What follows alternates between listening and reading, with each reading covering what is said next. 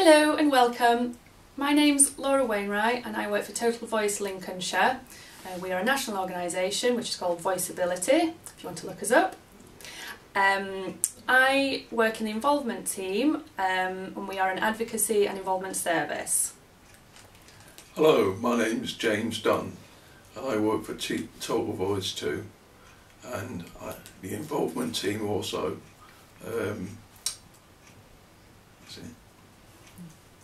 So, to explain a little bit more about what independent advocacy is working with individuals to make sure that their voice is heard, make sure that people are listening to what they want, make sure that that individual or that group of individuals are aware of what their choices are and what their rights are, and to make sure that they have the right to make that choice and make sure that people listen and actually do what that person is saying that they would like. And the case studies are a young man called D, is 20 years old, has a mild learning disability and lives at home with his parents. He has recently started attending college to do part-time course and told his college tutor that he would like to live at home and move out of home and live in his own flat. These parents say that he's not ready to do this because he cannot cook and he cannot manage his own money. They do this for him. They also consider that he would be vulnerable living in a community. D's tutor suggests D works with an advocate. Thanks, James. So, James, what do you think are some of the main issues? The main issues are making choices, good support, and rights and liberty, and conflict with parents. Mm-hmm. That's it. Yeah.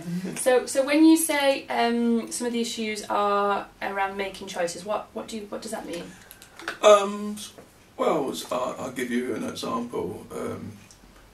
If somebody comes up to you and says, "Hey, I'm going to take you to this place. You've got to go there. You've got to go there," and I say, "Oh, I really don't want to go there, actually." Mm-hmm.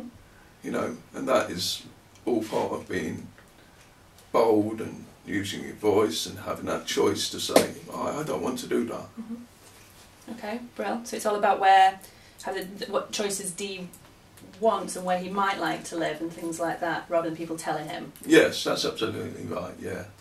Okay, and you also mentioned rights. Rights. I think that comes with the support. You know, if say D's being isolated, you know, by that support worker, you can't go out. You can't. No, I'm gonna put a lock on the door. I'm gonna do this. Restraining kind of stuff, you know. So the issues might be around making sure that D gets the rights support, which makes sure that his rights are getting covered, that he's allowed to make his own choices, Yes, where he wants to live, yeah. and things like that. Okay, brilliant. Right, I'm going to ask you a question now. What might the advocate do? Okay, so I'm going to pick up on what you said about choices. Right, okay. And options, and I think from an advocate's point of view, an advocate might like to work with D around thinking about what his choices and what his options are, where he'd like to live, who he'd like to live with. We discussed earlier that it might be a case of moving slowly into independent living, so maybe moving into supported living. Yes. So it would be discussing those options with D and what his choices would be. Also, why would he choose those options as well, maybe? Yes. Because if D's never lived independently before, it's all new to him. So Yes. he needs to maybe experience things so he can make those informed choices himself. So it's not putting that strain on them. It's giving them that option, I phrase that choice to have their own say, you know, without being restricted. Yeah. Yeah. I think so.